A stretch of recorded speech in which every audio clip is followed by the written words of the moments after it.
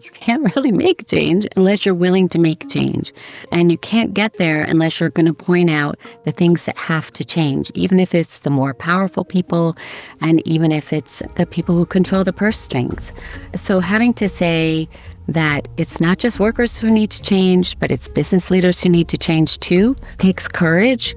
But I think finding the right ways to do that, you can get an audience and you can start to make progress.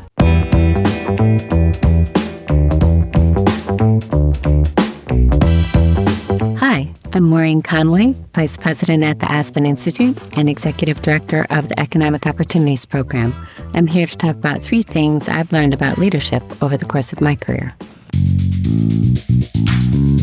I think one of the most important traits for a leader is to follow the courage of their convictions.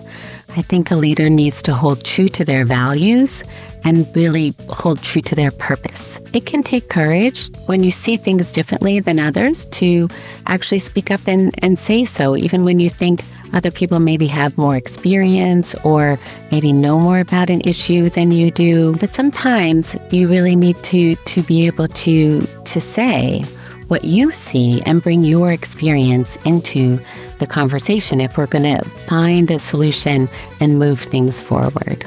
I work with many people who really focus on helping poor people and helping them build skills and helping them connect to jobs.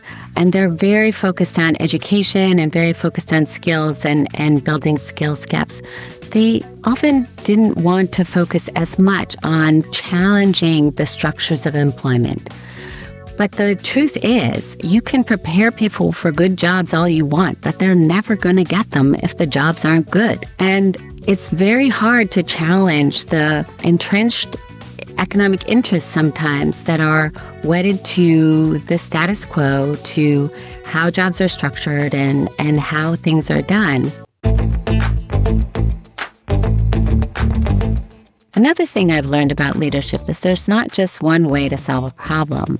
You can't get stuck in just one way of looking at it and one way of analyzing things.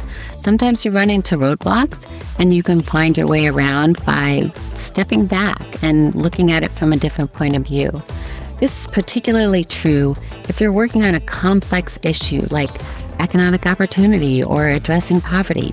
Complex problems require complex solutions, so you can't just get stuck on one favorite approach. You need to really think about how can multiple avenues drive towards the change you're trying to accomplish. The third thing I've learned about leadership is that you have to take care of yourself.